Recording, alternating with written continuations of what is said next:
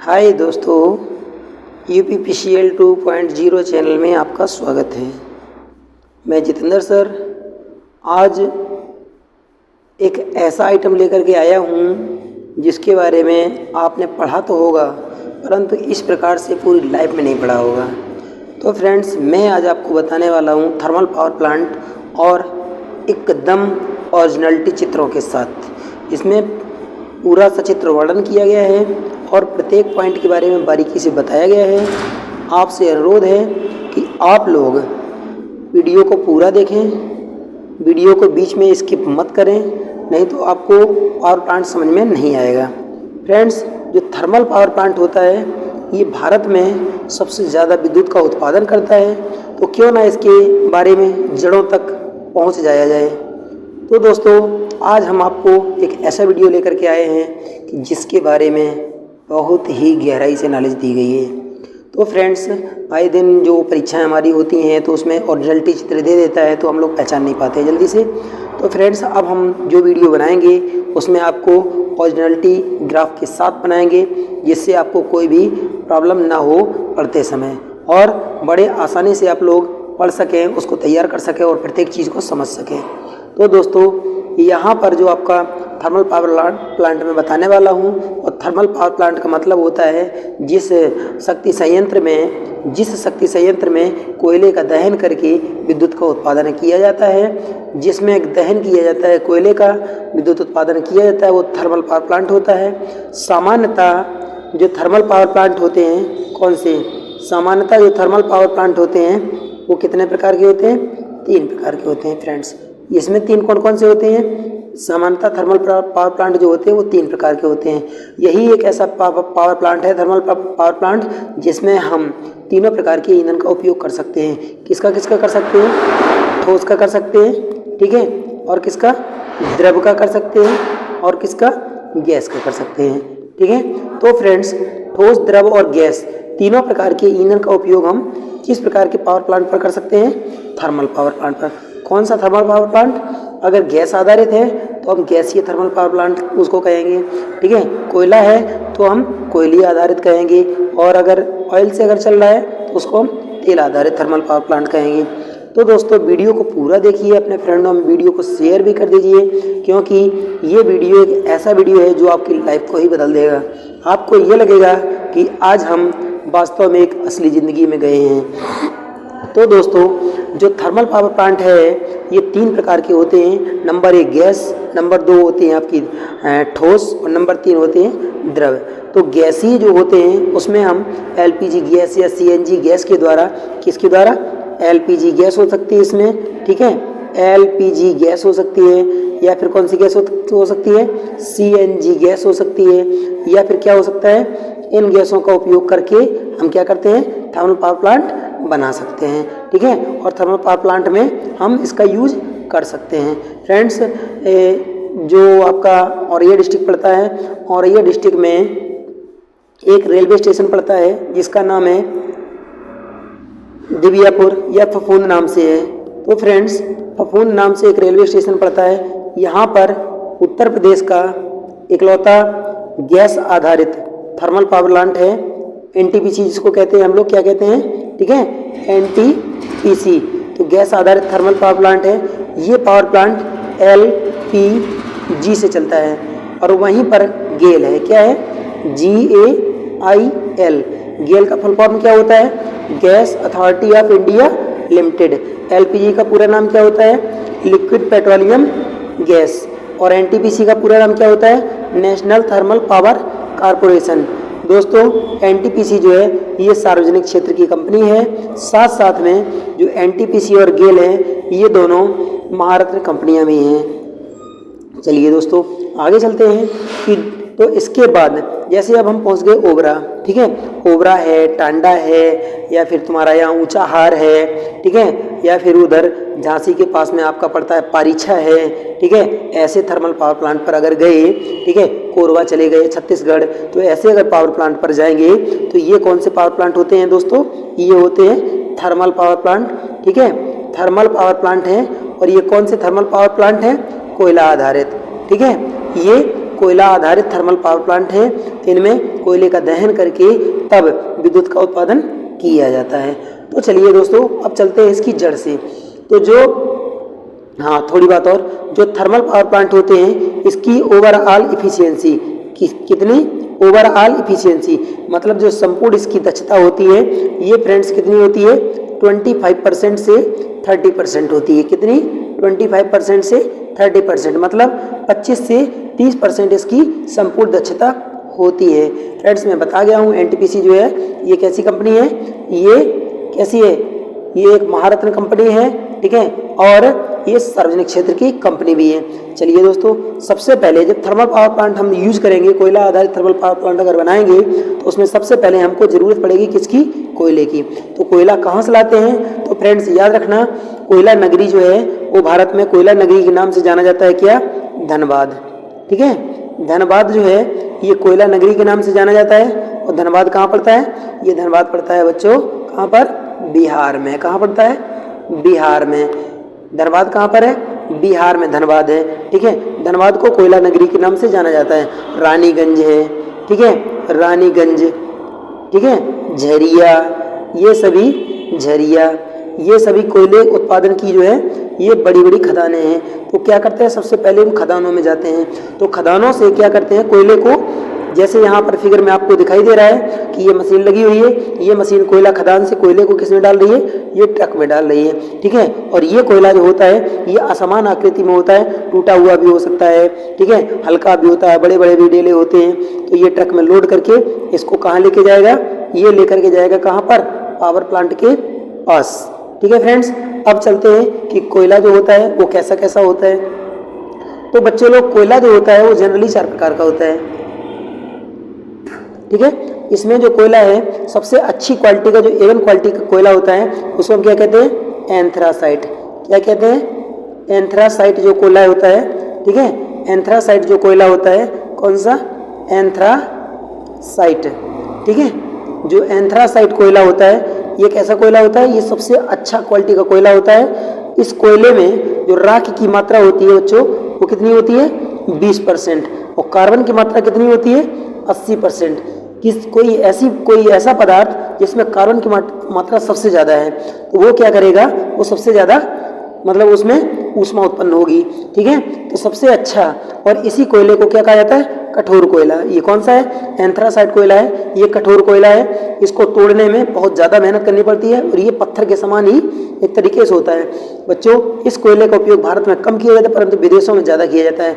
इसका उपयोग भारत से बाहर विदेशों में किया जाता है, इस नाते ये कोयला थोड़ा सा महंगा होता है, इस नाते इसका जो हम क्या करते हैं, व्यापार करते हैं, इसको बेचते हैं, ठीक है। इसके बाद आता है, एंथ्रासाइट के बाद आता है बिटुमिन, ठीक है। बिटुमिन जो होता है, ठीक है, जो बिटुमिन होता है, लिग्नाइट आता है बच्चों, लिग्नाइट आता है। एंथ्रासाइट के बाद लिग्नाइट कोयला आता है। जो लिग्नाइट होता है तो ये कोयला आपका जो है ये लिग्नाइट कोयला है, ठीक है। ये क्या होता है, एंथ्रासाइट से थोड़ा सा मुलायम होता है, ठीक है। इसके बाद आता है आपका क्या, बिटुमिन, ठीक है। जो बिटुमिन कोयला आता है ये बिटुमिन कोयला है, ये उससे थोड़ा सा और हल्का होता है। इसके बाद एक टाइप का कोयला और होता है, वो कोयला कौन सा होता है, वो कोयला होता है कोक। कौन सा होता है, कोक होता है। ये कोक क्या होता है, लकड़ी के बना हुआ कोयला जो है वो क्या कहलाता है, कोक कहलाता है, ठीक है। लकड़ी का बना हुआ कोयला कोक कहलाता है। चलिए, कोयले के बारे में हो गया। अब चलते हैं आगे। अब जब कोयले को हम कहाँ पर लाएं, कोयले को थर्मल पावर प्लांट जहाँ बना होता है उस इलाके में लाए जहाँ पर हमको कोयला रखना है, या कोयला भंडार क्षेत्र में, ठीक है। तो कोयला भंडार क्षेत्र में लाए तो कोयले को किस कंडीशन में रखा जाता है, उसके ढेर बनाए जाते हैं। कैसे बच्चों, उसके ढेर बनाए जाते हैं पिरामिड के आकार के। पिरामिड कैसा होता है, एक त्रिभुजाकार आकृति होती है पिरामिड, जैसे गीजा मिस्र के पिरामिड है, ठीक है। तो ये त्रिभुजाकार आकृति में कोयले के ढेरों को रखा जाता है। कोयले के ढेरों को कहाँ पर रखा जाता है, ऊंचाई वाले स्थानों पर, ठीक है, क्योंकि ये पानी के साथ क्रिया ना कर सके। अगर इसमें पानी चला जाएगा तो पानी के साथ ये क्रिया कर लेगा और इसकी दहन सामर्थ्य जो है वो घट जाएगी। तो क्या करते हैं, ऊंचाई वाले स्थान पर पिरामिड के आकार में कोयले को रखा जाता है। कहाँ पर, थर्मल पावर प्लांटों में, ठीक है। उसके बाद क्या करते हैं, प्लांटों में जब हम कोयले को रख देंगे इस कंडीशन में, उसके बाद क्या करते हैं, चलिए बच्चों, इसकी दहन सामर्थ्य वातावरण से नमी को अवशोषित ना करे और दहन शक्ति इसकी एक समान बनी रहे, तो उसके लिए क्या किया जाता है, यहाँ आप लोग देख सकते हैं, ये क्या लिखा है, एस्फाल्ट का इसके ऊपर छिड़काव करते हैं, या एस्फाल्ट का इसके ऊपर पाउडर का हम छिड़काव कर देते हैं। तो बच्चों ये एस्फाल्ट क्या होता है, एस्फाल्ट प्रकृति में दो स्रोतों से मिलता है, ठीक है। तो एस्फाल्ट के दो स्रोत होते हैं, एक कैसा होता है, एक होता है ठोस या चट्टानी एस्फाल्ट, ठीक है। ये कोयले जैसा ही होता है। तो क्या करते हैं, इसको बारीक या पाउडर का जैसा तोड़ करके और उन्हीं ढेरों के ऊपर छिड़क दिया जाता है या फेंक दिया जाता है। तो जब जो एस्फाल्ट को हम ढेरों के ऊपर फेंकेंगे तो जो कोयला होता है, तो कोयले की दहन सामर्थ्य जो होती है वो बरकरार बनी रहती है, ठीक है। और एक होता है लिक्विड फॉर्म। तो लिक्विड फॉर्म में ये झीलों से प्राप्त होता है। ये क्या होता है, ये भी एक तरल कोयला होता है, ठीक है। एस्फाल्ट होता है, ये एक तरल कोयला होता है जो झीलों से प्राप्त होता है। ये कोयला जो है लंबे समय बाद, ठीक है, पेट्रोलियम या तेल मिल करके इस पोजीशन में आ जाता है, तरल, ठीक है। और यही जो है एस्फाल्ट होता है, इसी से बनाए निर्माण किया जाता है किसका, कोल तार। नाम आपने सुना होगा क्या, कोल तार, ठीक है, कोल तार। कहीं कहीं इसको डामर या अलकतरा भी कहा जाता है, जिसके द्वारा रोड बनाई जाती है। तो दोस्तों ये जो एस्फाल्ट होता है, एस्फाल्ट का हम क्या करते हैं, छिड़काव कर देते हैं किसके ऊपर, कोयला जब हम ढेर लगा लेते हैं पिरामिड के आकार का उसके ऊपर। और कोयले के ढेर जो है हम कहाँ पर लगाते हैं, सबसे ऊंचाई वाले स्थान पर। चलिए बच्चों अब आगे चलते हैं, नेक्स्ट देखते हैं कि अगली कंडीशन क्या हो सकती है। अगली कंडीशन यहाँ पर दिया गया है, जब हम कोयला को ढेरों में एकत्रित कर लेंगे। अब इसके बाद वाली पोजीशन क्या है, जब कोयले को हम एकत्रित कर लिए, एकत्रित करने के बाद एक पट्टा होता है। दोस्तों थोड़ा सा सेटिंग करने में आगे पीछे हो गया, हम लास्ट में आपको दिखाएंगे। जो एक पट्टा होता है वाल्टा का, तो वाल्टा के पट्टे के द्वारा जो है हम कोयले को किसके पास लेकर के आते हैं, सबसे पहले इस मशीन के पास लेकर के आते हैं। इस मशीन का नाम क्या है, इस मशीन को सेपरेटर कहा जाता है। बच्चों क्या कहा जाता है, इस मशीन को क्या कहा जाता है, इस मशीन को सेपरेटर कहा जाता है। मशीन में आपको दिखा रहा, मशीन कौन सी है, ये मशीन है। इस मशीन को क्या कहा जाता है बच्चों, इस मशीन को सेपरेटर कहा जाता है। इसका काम क्या होता है, सेपरेटर का काम होता है जो किसके टुकड़े होते हैं, धातु के, ठीक है।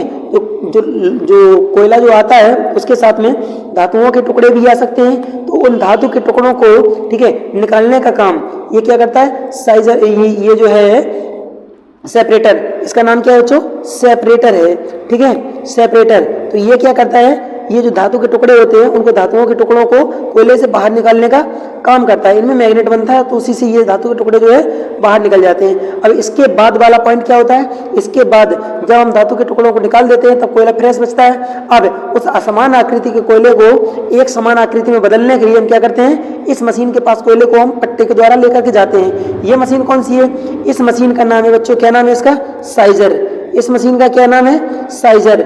ये मशीन कोयले को एक समान, इसमें कोयला भर दिया जाता है और इस साइड में मोटर लगी रहती है। तो मोटर के द्वारा इस मशीन ये जो है ये घूर्णन करते हैं, घूमते हैं दोनों कंडीशन, ठीक है। ये इधर को घूमता है और ये इधर को घूमता है। जब ये एक ही कंडीशन में दोनों घूमेंगे तो ये क्या करता है, ये कोयले को बारीक बारीक मतलब एक समान साइज में इसको तोड़ देता है, ठीक है। इसका नाम होता है साइजर। कोयले को एक समान भागों में तोड़ने का कार्य करता है ये बच्चों, ठीक है। जब एक समान भागों में ये कोयले को तोड़ देगा, इसके बाद हम फिर क्या करते हैं, अब देखिए, अब हम जब कोयले को एक समान भागों में तोड़ लिए, ठीक है, अब उसके बाद कहाँ पर लेकर के जाते हैं कोयले को, इस मशीन के पास लेकर के जाते हैं, जो मशीन आपको नजर आ रही है। ये मशीन कौन सी है, इस मशीन का नाम है बच्चों, क्या नाम है, इस मशीन का नाम है हैमर, ठीक है, हैमर मिल।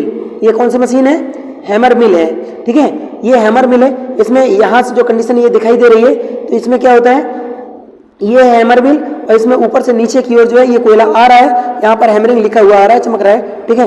ये हैमर मिल है और इससे क्या होता है, इससे कोयले को बारीक बारीक कणों में तोड़ दिया जाता है। ये ऊपर से देखो ढेरों के रूप में आ रहा है कोयला, ठीक है। यहाँ से जो कोयला आ रहा है ढेरों के रूप में और ये टूट टूट करके बारीक ये नीचे की तरफ जा रहा है, नीचे लिखा है प्रोडक्ट, ठीक है। तो ये प्रोडक्ट के रूप में निकल रहा है। ये कोयले को तोड़ने के लिए एक तो आइटम आपका हैमरिंग हो गया, हैमर मिल हो गया। एक आइटम और होता है, इसका नाम है बच्चों, आप लोगों ने नाम सुना होगा, बॉल मिल, ठीक है। तो ये है बॉल मिल, जो हम ढलाई के लिए इसका भी उपयोग कर सकते हैं, इस मशीन का, ठीक है। ढलाई के लिए इस मशीन का उपयोग किया जाता है, जो छत की ढलाई वगैरह करते हैं। इसमें क्या होता है, इसमें लोहे के बड़े बड़े बॉल पड़े रहते हैं, ठोस बॉल, ठीक है। लोहे के बड़े बड़े ठोस बहुत सारे बॉल पड़े रहते हैं और इसी में कोयले को भर दिया, यहाँ से इसी में कोयले को एंट्री कर दिया जाता है। जब भर दिया जाता है तो इसको कई घंटों तक इसको जो है घुमाया जाता है। जब इसको हम कई घंटों तक घुमाएंगे बच्चों, तो इसमें कोयला क्या होगा, कोयला जो है MM, ठीक है, MM साइज में या फिर माइक्रो साइज में कोयले के कणों को तोड़ देगा ये। अब ये क्या करेगा, ये जो बॉल मिल है ये कोयले को तोड़ देगा किस साइज में, MM साइज में, मतलब ये पाउडर जैसा बना देता है। अब इस कोयले को हम कहाँ लेकर के जाते हैं, ये देखो, जब कोयले को हम निकालेंगे तो ये कोयला प्राप्त होगा हमको, कैसा, इस रूप में कोयला प्राप्त होगा। ये बारीक कणों में टूटा हुआ कोयला है। इस कोयले का नाम होता है क्या बच्चों, पुल्वेराइज्ड। क्या नाम होता है, पुल्वेराइज्ड, ठीक है, पुल्वराइज्ड कोयला। पुल्वराइज्ड कोयला कौन सा होता है? जो जैसा यहाँ पर दिखाई दे रहा है, बारीक छोटे छोटे कणों में टूटा हुआ कोयला पुल्वराइज्ड कोयला कहलाता है। तो वो यही कोयला है बच्चों, ठीक है। तो पुल्वराइज्ड कोयला, अब इस कोयले का उपयोग हम लोग कहाँ पर करेंगे? अब इस कोयले का उपयोग कहाँ पर किया जाएगा? बॉयलर में, ठीक है। तो ये क्या है? स्टीम बॉयलर है। तो यहाँ बच्चों देखो ये क्या लिखा है? Steam boiler. तो ये स्टीम बॉयलर है। अब यहाँ पर क्या करते हैं? यहाँ पर होता है दहन। दहन कहाँ होता है बच्चों? दहन होता है इस पोजीशन में, ठीक है। इस चित्र को पहचान लीजिए, हम आपको और आगे लेकर के चलते हैं, वहाँ हम आपको बढ़िया तरीके से दिखा रहे हैं, ठीक है। तो ये लिखा है बॉयलर फीड पंप। यहाँ से क्या होता है? यहाँ से पानी जो है वो गर्म जो पानी होता है उस पानी को बाहर निकाला जाता है, और ये पानी जो है ये यहाँ से एंट्री कर रहा है, ये वाल्व लगा हुआ है, ठीक है। इधर से पानी जो है गर्म गैस निकलती है, ठीक है। तो सेफ्टी वाल्व, सर ये सेफ्टी वाल्व लगा हुआ है, ठीक है। और ये लिखा है कंडेंसर, ठीक है, रिटर्न वाटर। तो ये कंडेंसर से पानी जो है इसमें रिटर्न आता है, तो पानी जो है वापसी आएगा, और इसी का ये भाप बन करके, ठीक है, ये जो है गर्म होकर के यहाँ पर ये भाप बन करके ये ऊपर की तरफ जाने लगता है, ठीक है। ऊपर की तरफ जाने लगता है और यहाँ से जो है ये बाहर भाप निकल जाती है, ठीक है। ये ओवरफ्लो वाल्व है, पानी इसमें ज़्यादा ना हो पाए तो यहाँ पर कट मार देता है। तो ये क्या है बच्चों? ये है steam valve, sorry steam boiler. इसको क्या कहेंगे हम? स्टीम बॉयलर कहेंगे। देखो यहाँ पर दहन की क्रिया सही से दिखाई गई है। तो ये क्या होता है? बंकर होता है। कोयले को हम किस में डालते हैं? जब पिसा हुआ कोयला आता है बंकर में डालते हैं। तो ये लिखा है पुल्वराइज्ड मिल। तो कोयला आता है बंकर में डालते हैं, उसके बाद ये पुल्वराइज्ड मिल, ये बॉल मिल या फिर हैमर मिल हो सकती है। यहाँ पर कोयले को पुल्वराइज्ड किया जाता है। पुल्वराइज्ड करने के बाद कोयले को क्या करते हैं? कोयले को इसके अंदर जो है भेजा जाता है। जब कोयले को इसके अंदर भेजा जाएगा और यहाँ से कुछ फैन लगा हुआ है, यहाँ से हवाएं भी भेजी जाएंगी, तो इसमें कोयले का दहन होता रहता है, ठीक है। तो जब कोयले का दहन होगा तो ये यहाँ पर स्टीम बॉयलर लगा हुआ है। स्टीम बॉयलर क्या करेगा? भाप को किसमें चेंज कर देगा? भाप को चेंज कर देगा किसमें बच्चों? भाप जो है, पानी जो है उसको भाप में चेंज कर देता है, ठीक है। अब सुपर हीटर का काम क्या है? तो अभी हम आगे आपको पूरे डिटेल बता रहे हैं। सुपर हीटर का काम होता है जो भाप बनी उस भाप का क्या करता है? इसको सुपर हीट करने के बाद इसको बाहर की तरफ ले जाने का कार्य करता है, ठीक है। सुपर हीटर का काम क्या होता है? भाप को बाहर की तरफ ले जाने का काम करता है और इसको सुपर हीट कर देता है। सुपर हीट मतलब जो बॉयलर होता है, बॉयलर में स्टीम का दाब, ठीक है, क्या होता है? दाब जो होता है वो होता है कैसा? उच्च। और ताप जो होता है वो कैसा होता है? निम्न होता है। जबकि सुपर हीटर जो होता है इसमें ताप और दाब, क्या? ताप और दाब जो होता है ये दोनों के दोनों कैसे होते हैं? ये दोनों के दोनों उच्च होते हैं, बच्चों याद रखना। इसके बाद सुपर हीट की गई जो स्टीम है वो हम कहाँ पर भेज देते हैं? वो भेज देते हैं हम टरबाइन की तरफ, ठीक है। रीहीट लिखा है जो इकोनोमाइजर होता है, इकोनोमाइजर से क्या करते हैं? इकोनोमाइजर से फीड वाटर जो आता है, फीड वाटर को इकोनोमाइजर में गर्म करके उसके बाद बॉयलर के अंदर लेके जाते हैं। चलिए बच्चों आगे लेकर के चलते हैं, इसमें आगे और देखते हैं क्या है। ये देखो ये असली बॉयलर है, असली बॉयलर है ये। आपने देखा, आपने शायद हो सकता है कि ना देखा हो, ये असली बॉयलर है। इसमें कोयले का दहन हो रहा है अंदर, ठीक है। तो अंदर ये कोयले का दहन हो रहा है, इसी के साथ में बाहर जुड़ा होगा पानी आने की व्यवस्था होगी। ये देखो ये यहाँ पर जो है बॉल वगैरह लगाया हुआ है, ठीक है। तो इसमें पानी जो अंदर पानी भरा जाता है, पानी को ये हाफ रहता है, इस पोजीशन में रहता है, मतलब हाफ पोजीशन में रहता है। तो इसके अंदर पानी भरा होता है, पानी को गैस में रूपांतरित कर दिया जाता है, ठीक है। और यहाँ पर कोयला डाल करके इसको कोयले को दहन करवाया जाता है। ये बॉयलर है, ठीक है। ऐसा बॉयलर ट्रेन में यूज किया जाता था बच्चों। अब देखिए यहाँ पर क्या है? ये जो मशीन आपको दिखाई दे रही है इसका नाम है बॉयलर गवर्नर। इसका नाम क्या है? Boiler governor. बॉयलर के टेम्परेचर को ये कंट्रोल करता है। ये कहाँ से कंट्रोल करता है? इसको देखिए सबसे पहले, ये बॉयलर गवर्नर है। ये यहाँ से ऑटोमेटिकली जब इसका टेम्परेचर सामान्य से ज़्यादा हो जाएगा बॉयलर का, तब ये यहाँ से देखो इसका ये यहाँ से सिस्टम ये जुड़ा हुआ है। इसके अंदर ये ऐसे इसको खींच के कम या ज़्यादा किया जा सकता है इसके प्रेशर को, तो इसको बॉयलर गवर्नर कहा जाता है, ठीक है। इसको बॉयलर गवर्नर के नाम से जानते हैं इस मशीन को। चलिए ये जो गवर्नर लगाया गया है यहाँ पर, इस गवर्नर का नाम क्या है बच्चों? इस गवर्नर का नाम है स्टीम गवर्नर। ये कौन सा है? स्टीम या भाप। ये स्टीम गवर्नर है, ठीक है। ये स्टीम गवर्नर है, इसको बॉयलर गवर्नर नहीं, बॉयलर गवर्नर जो पीछे था ये स्टीम गवर्नर है। ये भाप को कंट्रोल करता है, ठीक है। ये नियंत्रित करता है जो टरबाइन पे भाप जाती है उसको, ठीक है। ये क्या है? तो बच्चों आप लोगों ने अभी जो बॉयलर देखा, तो बॉयलर के साथ ही बॉयलर के ऊपर जो है अभी आपको मैंने जो बताया था सुपर हीटर, ठीक है। तो ये जो होता है ये बच्चों ये जो होता है सुपर हीटर होता है। इसके द्वारा क्या किया जाता है? इसके द्वारा जो स्टीम होती है, स्टीम को सुपर हीट करके इसके बाद इसको बाहर निकाल दिया जाता है। तो इसके अंदर ही जो स्टीम होती है, जो भाप बन करके बॉयलर से आती है, यहाँ से मान लीजिए एंट्री करेगी, तो ये इसके अंदर रोटेट होकर के जाएगी। तो ये गर्म कैसे करता है? इसमें निचले स्तर से ऊपर की तरफ, ये इधर से इसमें क्या होता है? गर्म ज्वाला जिसको दग्ध गैसें कहा जाता है, बॉयलर से जो बचेगी वो ऊपर की तरफ जाती हैं, ठीक है।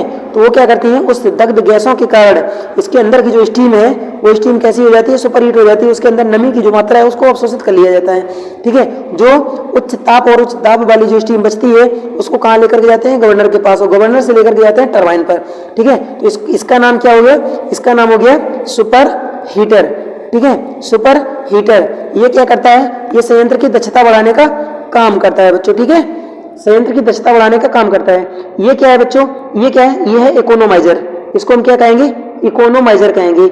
इकोनोमाइजर का क्या काम होता है, इकोनोमाइजर जो होता है, ठीक है, इकोनोमाइजर जो होता है, इकोनोमाइजर का काम है, ये जो फीड बैटर आता है, ठीक है, यहाँ से देखो लिखा हुआ है, ये जो फीड बैटर है जो नीचे से पानी लिया जाता है किसी स्थान से, ठीक है, वो फीड बैटर है, इन नलियों में ऐसे ऐसे रोटेट होता है, इन नलियों में रोटेट होकर के यहाँ पर क्या लिखा है, feed batter out, feed batter in, यहाँ से फीड बैटर को दिया गया, पानी को दिया गया, और नीचे से जो फ्लू गैस ऊपर की तरफ जाती है, टरबाइन जो बॉयलर होता है उसके द्वारा जो यूज कर ली जो दग्ध गैसें होती है ऊपर की तरफ जाएंगी। अब नलियों से जब टकरा करके ये दग्ध गैसें ऊपर की तरफ जाती हैं तो ये क्या होता है, फ्लो आउट गैस, ठीक है, निकल गई ऊपर। तो ये इकोनोमाइजर ट्यूब है, तो ये क्या होता है, ये कॉपर की बनी हुई होती है और इसके ऊपर निकल कर लेप लगा दिया जाता है जल्दी से इनका क्षरण ना हो पाए, ठीक है। और जो इसमें जो पानी आता है, ठीक है, तो फीड बैटर जो होता है, फीड बैटर का जो बॉयलर में जो पानी भेजा जाता है फीड बैटर के द्वारा, इसका पीएच मान जो बच्चा होता है वो कितना होता है, 7 से क्या होता है, 7 से कुछ अधिक होता है, 7 से कुछ अधिक होता है, ठीक है। तो ये इकोनोमाइजर का काम होता है बच्चों। अगला देखिए, ये क्या है, इकोनोमाइजर के जस्ट ऊपर सबसे पहले बॉयलर लगाते हैं, ठीक है, सबसे पहले क्या लगाते हैं, सबसे पहले बॉयलर लगाते हैं, बॉयलर के ऊपर सुपर हीटर लगाते हैं, इसके ऊपर इकोनोमाइजर लगाते हैं, इसके ऊपर लगाया जाता है एयर प्री हीटर, ठीक है, एयर प्री हीटर लगाया जाता है। तो बच्चों ये क्या है, ये एयर प्री हीटर है, इसके द्वारा क्या होता है, यहाँ से देखो लिखा है क्या, फ्रेश एयर इन, तो ये वायु जो है यहाँ से घूमते घामते यहाँ से निकल जाती है बाहर, ठीक है। इसका क्या काम होता है, इसके द्वारा जो गर्म हवाओं को जो गर्म किया जाता है वो गर्म हवाएं बॉयलर में भेजी जाती है जो दहन में सहायक होती है, ठीक है। और यहाँ से क्या करते हैं, इसमें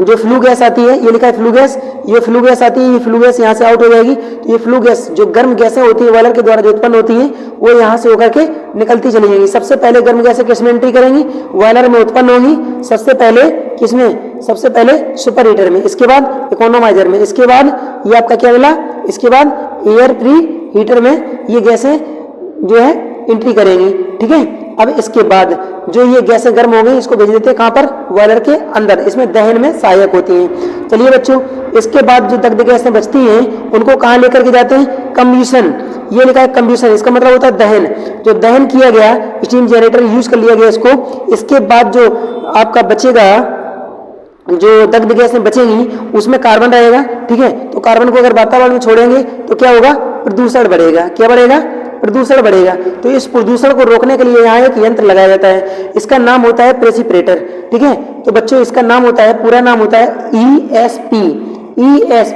इलेक्ट्रोस्टैटिक प्रेसिपिरेटर होता है, ये ESP होता है, यहाँ प्रेसिपिरेटर लिखा है, ठीक है, ठीक है, पिटेटर लिखा है, यही होता है बच्चों, ठीक है, इलेक्ट्रोस्टैटिक प्रेसिपिटेटर यही होता है। इसका मुख्य काम क्या होता है, तो जो दहन होता है, दहन के बाद जो दग्ध गैसें बचती हैं काले धुएं में, तो ये काले धुएं को क्या करता है, अवशोषित करके और यहाँ पर व्हाइट कलर का धुआं निकाल देता है, ठीक है, जिससे वातावरण जो है बहुत ज्यादा प्रदूषित नहीं हो पाता है। जो कार्बन के कण धुएं में जाते हैं उनको एकत्रित करने का काम करता है, ठीक है बच्चों। तो प्रेसिपिटेटर का काम क्या होता है, प्रेसिपिटेटर जो होता है ये काले धुएं को बॉयलर की चिमनी के द्वारा जो काला धुआं ऊपर की तरफ जाता है उसको अवशोषित करके व्हाइट धुएं में रूपांतरित करके इसको ऊपर की तरफ भेज देता है, ठीक है, समझ गए। चलिए आगे चलते हैं। तो जब दग्ध गैसें जो उसके बाद जो ये चीज है जो हम देख रहे हैं, यहाँ से क्या हुआ, ये व्हाइट में चेंज हो गया। अब ये चिमनी है, तो ये चिमनी में यहाँ पर एक सिस्टम लगाया जाता है, इस सिस्टम को हम यहाँ से समझ सकते हैं। ये जो देख रहे हैं आप, ये बाहर वाला जो बॉडी आपको ये दिखाई दे रहा है, ये चिमनी का आंतरिक भाग है, ठीक है, ये चिमनी का आंतरिक भाग है, ठीक है। ये चिमनी का आंतरिक भाग बच्चों आपको कोई नहीं दिखाएगा, ना ही आज तक किसी ने आपको दिखाया होगा। ये चिमनी का आंतरिक भाग है, जो आपने ESP लगाया जो है, ठीक है, जो ESP लगाया है वहां से दग्ध गैसें जो आ रही हैं, ये पाइप के द्वारा दग्ध गैसें इसमें आती हैं। तो यहाँ पर क्या लगा रहता है, यहाँ पर कंप्रेसर लगा रहता है। तो बच्चों यहाँ पर कंप्रेसर लगाने का मेन रीजन क्या है, कंप्रेसर यहाँ क्यों लगाते हैं, कंप्रेसर इसलिए लगाया जाता है क्योंकि कंप्रेसर के द्वारा इन गैसों को खींच करके और तीव्रता के साथ ऊपर की तरफ भेजा जा सके, ठीक है। तो ये कंप्रेसर जो है इसके साथ में मशीनें मोटरें ये लगी रहती हैं, कंप्रेसर के द्वारा इस वाष्प जो बचती है, जो दग्ध गैसें जो बचती हैं यहाँ से तीव्रता के साथ, फोर्स के साथ इसको ऊपर छोड़ा जाता है, तो ये क्या करती हैं, ऊपर की तरफ चली जाती हैं। अब ये ऊपर की तरफ कैसे दिखाई देंगी, चलिए बच्चों देखते हैं। ये क्या है, ये जो आपकी चिमनी होती है, चिमनी का आंतरिक भाग है और ये कंप्रेसर लगाया जाता है। यहाँ के द्वारा क्या करते हैं, इस जो स्टीम, जो दग्ध गैसें जो बचती हैं, उन दग्ध गैसों को क्या करते हैं, ऊपर की तरफ भेज दिया जाता है। चलिए बच्चों अब आगे देखते हैं अगली कंडीशन में। यहाँ पर हम लोग जो देख रहे हैं, ये आपको पूरा का पूरा थर्मल पावर प्लांट जो है वो दिखाई दे रहा है। अभी जो हम चिमनी का आंतरिक वाला भाग देख रहे थे, वो बच्चों इस चिमनी का आंतरिक भाग था, ठीक है। इस चिमनी का या इस चिमनी का या इस चिमनी का, किसी भी चिमनी का, चिमनी तो चिमनी होती है, ठीक है, कोई भी कंडीशन में हो सकती है। तो यहाँ पर क्या होगा, इसके आंतरिक भाग में एक कंप्रेसर लगाया जाएगा, कंप्रेसर को लगा दिया जाएगा, नोजल के द्वारा इसको ऊपर की तरफ भेजा जाता है। तो ये ऊपर की तरफ जब धुएं को भेजा जाएगा तो ये व्हाइट कलर का धुआं जो है चिमनी में खुले वातावरण में चला जाता है। बच्चों ये जा रहा है जो, ठीक है, ठीक है, समझ गए ना। तो ये चिमनी है। चिमनी की ऊंचाई मानक के अनुसार कितनी होती है, ये कम से कम जो है 200 मीटर से ऊपर होनी चाहिए, जिससे कि 200 मीटर से ऊपर होनी चाहिए, जिससे कि वातावरण का जो गंदा धुआं है वो ऊपर की तरफ जो वातावरण में ना फैले, ठीक है। तो वातावरण जो थर्मल पावर प्लांट का जो धुआं जो निकल रहा है, ये चारों तरफ ना फैले, प्रदूषण ना हो, इस नाते क्या है, चिमनी की ऊंचाई थोड़ी सी बढ़ा दी जाती है। चलिए बच्चों देखते हैं अगली पोजीशन में क्या है, यहाँ देखते हैं। अब इसके बाद जब हमने गैस का निर्माण कर लिया, ठीक है, स्टीम का निर्माण कर लिया, और उस स्टीम को हम कहाँ लेकर के जाएंगे, उस स्टीम को लेकर के जाएंगे कहाँ पर, गैस टरबाइन के साथ। यहाँ बच्चों देखो लिखा हुआ है गैस टरबाइन। ये क्या है, ये ओपन है, गैस टरबाइन है। ये गैस टरबाइन का रोटर बच्चों दिखाया गया है, अभी हम आपको क्लोज भी दिखाएंगे। तो ये गैस टरबाइन का रोटर दिखाया गया है, इसी पर ये गैस छोड़ी जाती है और इस गैस से इसको जो गैस है, ठीक है, ये टरबाइन जो होती है वो क्या करती है, गैस की ऊर्जा को लेकर के यांत्रिक ऊर्जा में रूपांतरित कर देती है। चलिए बच्चों ये देखिए उसी का ढांचा, एक और कंडीशन, ये भी ओपन टाइप है, ये भी इसका रोटर है, ठीक है, गैस टरबाइन का रोटर ये भी है।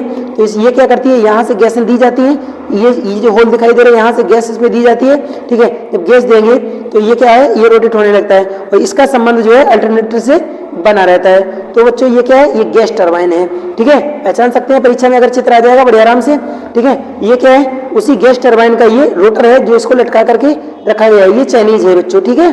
चलिए आगे देखते हैं। तो ये क्या है, जब जो आपकी फ्लू गैस है, फ्लू गैस जो आपकी स्टीम है टरबाइन से टकराने के बाद, इसके बाद स्टीम टरबाइन से टकराने के बाद जब टरबाइन से स्टीम जब टकराती है तो क्या होता है, वहां पर उसका जो दाब होता है, ये दाब जो प्रेशर होता है ये क्या होता है, निम्न हो जाता है। और जो ताप है ये कैसा रहता है, ये समान बना रहता है, ताप समान और दाब हो जाता है निम्न। ये कहाँ पर होता है, टरबाइन के पास, ये टरबाइन के केस के अंदर। अब ये क्या है, तो ये बच्चों है कंडेंसर, ठीक है, ये कंडेंसर है। स्टीम जो होती है, स्टीम के बाद जो स्टीम आपकी बचती है उस स्टीम को इसके अंदर जो है ये कलेक्ट कर लिया जाता है और कलेक्ट करने के बाद यहाँ से इसमें पानी दिया जाता है, ठीक है।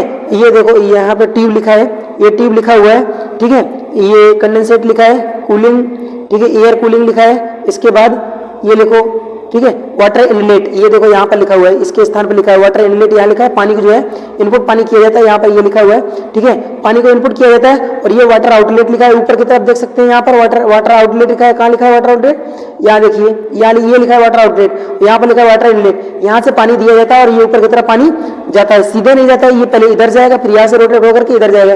तो इसके द्वारा जो ये स्टीम आती है, इस स्टीम को क्या करता है, ये लिक्विड फॉर्म में चेंज कर देता है, मतलब उसका टेम्परेचर को घटा देता है। बच्चों अब इसके बाद हम क्या करते हैं, इसके बाद एक चित्र हमारा इसमें छूट गया गलती से। इसके बाद जो ये स्टीम आपकी बचती है ये तरल रूप धारण कर लेती है, कंडेंसर में तरल रूप धारण करती है स्टीम, ठीक है। अब कंडेंसर में स्टीम का ताप, ठीक है, और दाब, ये दोनों क्या होते हैं, ये दोनों कैसे हो जाते हैं बच्चों, निम्न हो जाते हैं। कैसे हो जाते हैं, ये ताप और दाब दोनों के दोनों कैसे हो जाते हैं, ये कम हो जाते हैं, घट जाते हैं, ताप और दाब, ठीक है, दोनों घट जाते हैं। एक बार फिर से पूरा रिवीजन करते हैं। जो आपका बॉयलर होता है, बॉयलर में स्टीम का क्या ताप जो है वो कैसा होता है, निम्न, और प्रेशर जो दबाव होता है ये क्या होता है, ये होता है उच्च। इसके बाद सुपर हीटर में क्या होता है, सुपर हीटर में जो टेम्परेचर होता है ये उच्च होता है और प्रेशर होता है ये भी उच्च होता है। अब इसके बाद चलते हैं कहाँ, टरबाइन के पास। जो टरबाइन होती है यहाँ पर क्या होता है, स्टीम का जो टेम्परेचर होता है ये होता है उच्च और इसका प्रेशर जो है ये निम्न हो जाता है। ठीक है, होता नहीं है, हो जाता है, पत्तियों से जो उसके ब्लेड होते हैं उससे टकराने के बाद प्रेशर जो है घट जाता है। इसके बाद क्या चलते हैं, कंडेंसर पर। ठीक है, कंडेंसर पर चलते हैं तो कंडेंसर पर जो टेम्परेचर होता है ये क्या होता है, ये लो हो जाता है और इसका टेम्परेचर लो और प्रेशर जो है ये भी लो हो जाता है। ठीक है, सुपर हीटर में दोनों हाई और जो कंडेंसर है इसमें दोनों के दोनों लो हो जाते हैं, क्या, टेम्परेचर और प्रेशर दोनों के दोनों।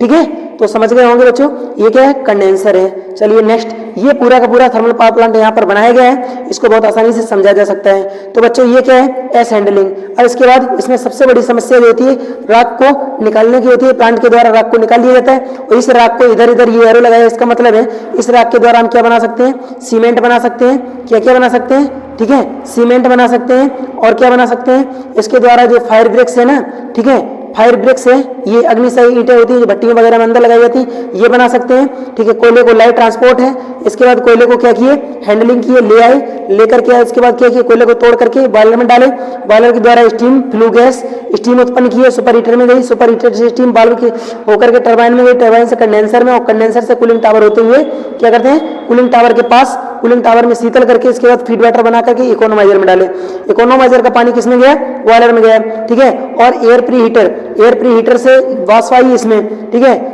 जो एयर आएगी गर्म हवा इसमें आएगी, इसके बाद फ्लो गैस ऊपर की तरफ निकल करके चिमनी में जाएंगी।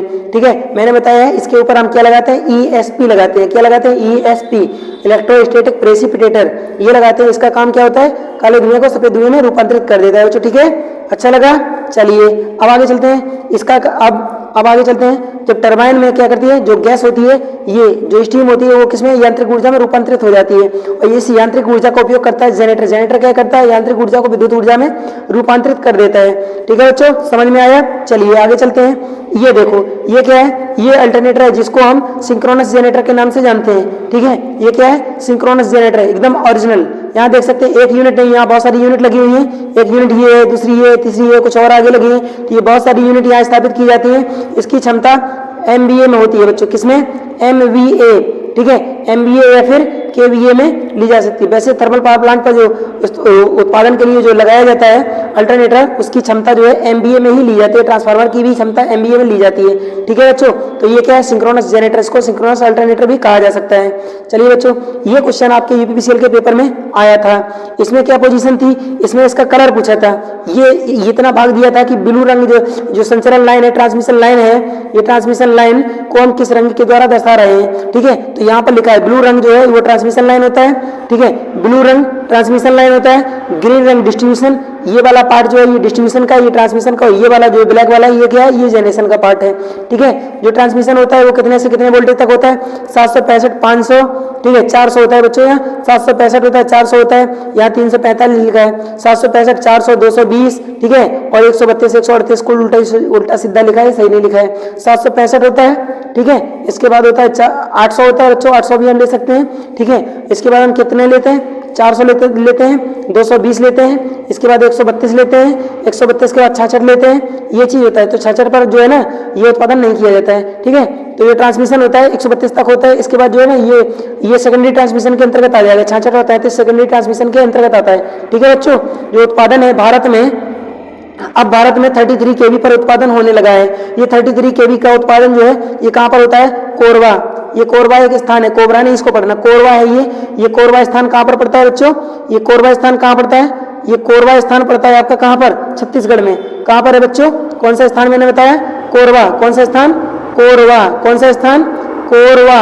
कालिस लिख दिए, याद रहेगा, कालिस मतलब कोरबा। ठीक है, ये कहाँ पर है, ये छत्तीसगढ़ में है। कहाँ पर, छत्तीसगढ़ में कोरबा नामक स्थान पर कौन सा प्लांट बनाया गया है, 33 kV का, जहां पर जनरेशन कितने पर किया जाता है, 33 kV पर। अभी केवल भारत में एक जगह हो रहा है, बाकी हर जगह कितने kV पर हो रहा है, 11 kV पर उत्पादन हो रहा है। ठीक है, इस 33 kV के उत्पादन में जो अल्टरनेटर लगता है उसमें DC सप्लाई जो प्रदान किया जाता है वो कितना, 220 प्रदान किया जाता है, 220 वोल्ट प्लस माइनस DC जो अल्टरनेटर लगेगा।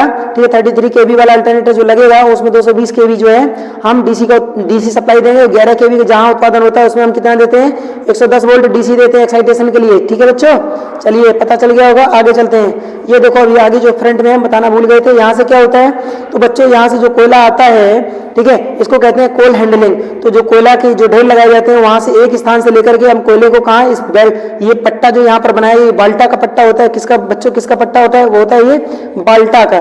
बाल्टा एक पदार्थ होता है मजबूत, ठीक है, पदार्थ होता है, इसको हम बाल्टा कहते हैं। क्या, बाल्टा का ये पट्टा होता है, इसी के ऊपर कोयले को ले जाया जाता है एक स्थान से दूसरे स्थान तक, इसको कोल हैंडलिंग कहते हैं, एक स्थान से दूसरे स्थान तक। इस पे ये नीचे साइड में रोलर लगे रहते हैं। ये पट्टा जो है ये कितने डिग्री झुका रहता है बच्चों, 20 डिग्री इसको झुकाया जाता है, क्योंकि इसमें कोयले को ज्यादा से ज्यादा ढोया जा सके, ठीक है। यहाँ पर देख सकते हैं, यहाँ पर एकदम सही से दिखाई दे रहा है, ये जो है ये पट्टा है, ये जो लगाया गया ये पट्टा है, और ये क्या लगाया गया, ये रोलर लगाया गया, ये गोल गोल जो दिखाई दे रही है ये रोलर, ये क्या है, ये कोयला इस पे लगा हुआ है, एक स्थान से दूसरे स्थान पर इसका ट्रांसपोर्ट किया जा रहा है, स्थानांतरण किया जा रहा है, ठीक है बच्चों। हमारा वीडियो कैसा लगा, अगर वीडियो अच्छा लगा हो तो दोस्तों इस वीडियो को बहुत ज़्यादा ही मेहनत से बनाया गया है, और ये ओरिजिनलिटी आपको सभी कोई नहीं बता पाएगा और कभी नहीं बताएगा। हमारा वीडियो देखने के बाद ही भले ही कोई बताने लगे, वैसे तो हमारे दिमाग में लग रहा है कि शायद है कि कोई नहीं बता पाएगा आपको, ठीक है बच्चों। तो थर्मल पावर प्लांट आपका समाप्त हुआ। जो थर्मल पावर प्लांट होता है बच्चों, मैंने आपको जैसे बता दिया 3 प्रकार का होता है, हाइड्रो, ठीक है। जो थर्मल पावर प्लांट होता है वो 3 प्रकार का होता है। कौन कौन सा होता है, एक होता है ठोस आधारित, कोयले का आधारित, जिसका मैंने आपको पूरा वर्णन बता दिया। इसके बाद होता है गैस आधारित, और ये डिस्ट्रिक्ट में ये बना हुआ है, ठीक है। और इसके बाद होता है गैस आधारित, इसके बाद होता है तेल आधारित। ऐसा थर्मल पावर प्लांट जो तीनों ऐसा शक्ति संयंत्र जो तीनों प्रकार की ऊर्जाओं के द्वारा उपयोग में लाया जा सके, ये थर्मल पावर प्लांट होता है बच्चों, ठीक है। हमारा वीडियो अगर अच्छा लगा हो तो वीडियो को लाइक शेयर सब्सक्राइब करना ना भूलें, ठीक है। थैंक यू बच्चों। चलिए आपको कुछ और एक्स्ट्रा जानकारी देनी है। देखिए बच्चों, यहाँ पर कुछ दिखाई दे रहा है, ये क्या यहाँ पर दिखाई दे रहा है, यहाँ पर एक क्वेश्चन दिखाई दे रहा है। ये क्वेश्चन में क्या लिखा है, गोवा की फेनी मतलब ड्रिंक राजधानी कहाँ है। ये गोवा की ड्रिंक राजधानी जो है बच्चों, वो कहाँ पर है, दिखा रहे हैं आपको। ये गोवा की ड्रिंक राजधानी कहाँ है, ये देखो, ये गोवा की ड्रिंक को किस नाम से जाना जाता है, ये देखो यहाँ पर क्या लिखा है, इस पर क्या लिखा है, ये फेनी, गोवा की फेनी या ड्रिंक राजधानी, ठीक है। तो गोवा की फेनी जो होती है, हम गोवा की फेनी के नाम से किसे जानते हैं, जो गोवा की जो फेनी होती है ये किसे जानते हैं, दारू होती है बच्चों। ये अल्कोहल होता है, एक प्रकार की दारू होती है। इस दारू के बारे में आपको बहुत कम लोग जानते हैं, बहुत ज्यादा लोग नहीं जानते, परंतु जो गोवा जाता है वो इस दारू को पी करके जरूर आता है। इसकी एक विशेषता है, इसको जो है धरोहर की सूची में शामिल किया गया है। किसमें, विश्व धरोहर की सूची में शामिल इसको किया गया है। जो धरोहर की सूची में शामिल हो जाता है उसका नाम पूरे विश्व स्तरीय पर हो जाता है, ठीक है। धरोहर की सूची में इसको शामिल किया गया, और इसकी राजधानी जो बोली गई ये कहां पर है बच्चों, याद रखना क्या नाम है इसका, सत्तारी, ठीक है। ये केरल में, ठीक है। गोवा जो है तो गोवा के सत्तारी नामक जो स्थान है, यहाँ इसको जो है, इसकी गोवा की जो है राजधानी है। तो ये जो यहाँ पर जो फेनी नाम की जो दारू है यहाँ पर कब से बनाई जा रही है, ये 500 वर्ष हो गया। कितना साल हो गया, 500 वर्ष पुरानी है। और यहाँ पर कोई भी विदेशी अगर आता है तो इस दारू को पिए बिना नहीं जाता है, ठीक है। इसमें जो अल्कोहल की मात्रा होती है 43% से 45% तक होती है, ठीक है बच्चों, 43% से 45% तक होती है। जो गोवा की फेनी है इसको धरोहर स्थल में शामिल किया गया है, और इस फेनी को किसके द्वारा बनाया जाता है बच्चों, काजू और नारियल के द्वारा, ठीक है। काजू और नारियल के द्वारा, ठीक है, काजू और नारियल के द्वारा इस फेनी को बनाया जाता है। ये फेनी क्या है, ये एक प्रकार की दारू होती है। ये नारियल और काजू के द्वारा इसका निर्माण किया जाता है। गोवा की सरकार ने इसको, ठीक है, क्या दिया है, गोवा की राज्य सरकार ने इसको GI टैग, ठीक है, कौन सा टैग, जियोग्राफिकल इंडिकेशन टैग, ठीक है। ये केवल उन्हीं को प्रदान किया जाता है उत्पाद को जो विश्व स्तरीय होते हैं और जो अपना नाम बहुत विश्व विख्यात करते हैं, ठीक है। तो ये विश्व विख्यात, ये जो दारू है ये विश्व विख्यात दारू है, इसको फेनी के नाम से जाना जाता है। और ये गोवा की दारू है, इसकी राजधानी जो है बच्चों कहाँ पर है, सत्तारी, इसको याद रखना, ठीक है। कहाँ है, सत्तारी, गोवा में, ठीक है बच्चों। आप बताइए हमारा वीडियो कैसा लगा, अगर वीडियो अच्छा लगा हो तो वीडियो को लाइक सब्सक्राइब शेयर करना ना भूलें। Thank you for my watching. जय हिंद बच्चों, जय हिंद, जय भारत।